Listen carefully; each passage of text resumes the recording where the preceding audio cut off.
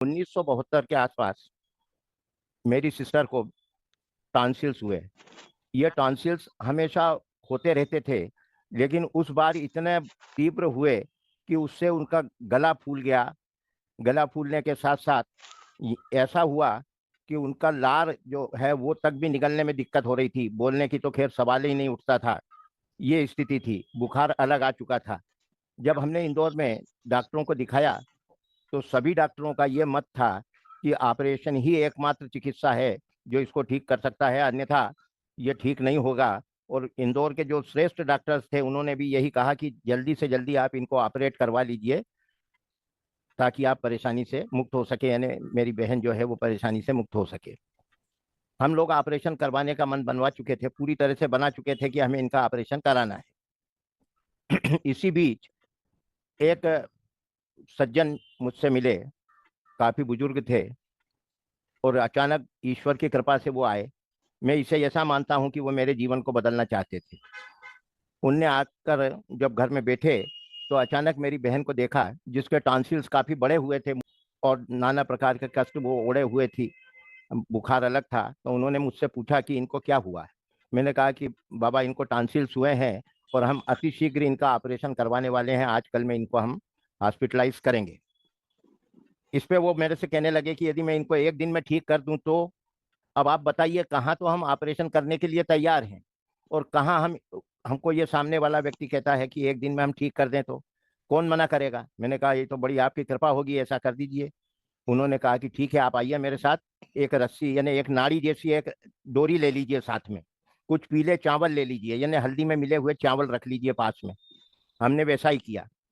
थोड़ा सा जल भी उन्होंने रखवा लिया हमारे साथ, और इस प्रकार हम उनके साथ चले। इंदौर में जहां मेरा घर है वहां से मुश्किल से 200-250 मीटर की दूरी पे काफी वनस्पतियां थी। ये 1972 का समय था, जब इतना विकास नहीं हुआ था, इतनी सड़कें नहीं बनी थी। वहां पे हमें कई वनस्पतियों का झुंड दिखाई दिया। उनको हम सामान्य पौधे मानते थे। उन्होंने हमें एक पौधा दिखाया और कहा कि इस पे आप पहले जल चढ़ाइए। जल चढ़ाने के बाद 2 अगरबत्ती भी लगाइए जला के, साथ में पीले चावल डालिए और इनसे प्रार्थना कीजिए कि हे देवी, हम आपको फला फला कार्य हेतु हमारे घर ले जाना चाहते हैं। आप वहाँ चलिए, हम पर कृपा कीजिए और हमारा कल्याण कीजिए। मैंने वैसा ही किया। उसके पश्चात उन्होंने कहा कि ये देखिए, इस पौधे में काफी कांटे हैं। अब मैं पौधे को आपके सामने लाता हूँ, आप उसको देखिए, आपको समझ में आएगा। ये पौधा है कटेली का, इसको भटकटैया बोलते हैं, कटेली को अच्छी तरह से पहचान लें। ये छोटी कटेली कहलाता है, इसका एक नाम भटकटैया भी है। इसको बॉटनिकली सोलेनम जेंथोकार्पम या सोलेनम इंडिकम कहते हैं। देखिए आप इसका नाम लिख लीजिए, सोलेनम जेंथोकार्पम। नेट पे आप ढूंढेंगे तो ये मिल जाएगा। तो ये पौधा था। ये कांटों वाला होता है, इसके तने में, इसकी शाखाओं में, इसकी पत्तियों में सब दूर कांटे होते हैं और बड़े तीखे कांटे होते हैं। तो उन्होंने कहा कि 2 डंडों के माध्यम से पहले इस पौधे को अपन थोड़ा ऊंचा करते हैं नीचे से, और इस प्रकार उन्होंने पत्तियों वाले हिस्से को ऊंचा किया और फिर हम जो डोरी ले गए थे वो उसके नीचे घुमा के हमने लगाई ताकि वो खींचा जा सके। और उसमें हमने उन्होंने कहा कि उत्तर की दिशा में मुंह करके आप इसको निकालिए। हाथ जोड़ के हमने निकाला और वो पौधा निकल आया। उसको रस्सी से बांधे हुए ही हम सीधे घर पे लेके आए, क्योंकि हाथ नहीं लगा सकते थे, पौधे में कांटे बहुत थे।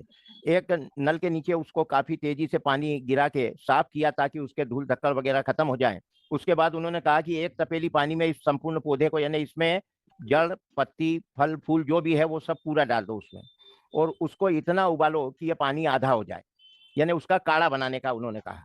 मैंने वैसा ही किया।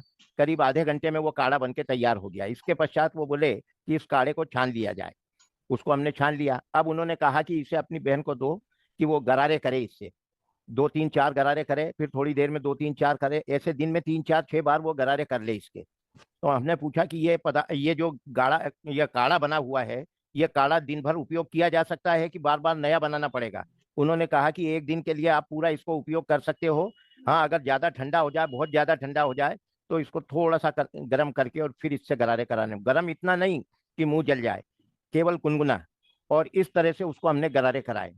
आप मानेंगे नहीं कि 2-3-4 बार के गरारे कराने के पश्चात उसके टॉन्सिल्स पाताल लोक में चले गए, जो 1972 के बाद आज तक दिखाई नहीं दिए। ये तो एक बड़ा भारी चमत्कार था और मेरे जीवन में ये मैंने पहला वनस्पति का चमत्कार देखा था। और इसके बाद हर पौधे में मेरे को देवता नजर आने लगे और बस वहीं से मेरी जो है रेस पौधों की जानकारी के प्रति चलने लगी। और आप मानेंगे कि बूंद बूंद बन के इकट्ठा होके आज ये सागर बन गया। तो ये कटेली का पौधा जो है, इसका काढ़ा न केवल टॉन्सिल्स ठीक करता है बल्कि दांतों के कीड़े भी खत्म कर देता है। यदि ये काढ़ा थोड़ा सा पेट में भी चला जाए तो लीवर को भी ठीक करता है। एक जानकार ने तो मुझे ये भी बताया था कि इससे किसी गठान होती है अपने अगर शरीर में तो वो भी गल जाती है। इसके जो फल होते हैं, यदि उनको कच्चा ही चबा लिया जाए तो दांतों का दर्द खत्म हो जाता है, दांतों के कीड़े मर जाते हैं। ऐसे इसके अनेक प्रयोग हैं। और ये पहली वनस्पति थी जिसने मेरे को वनस्पतियों के प्रति प्रेरित किया, उनके तरफ आकर्षित किया।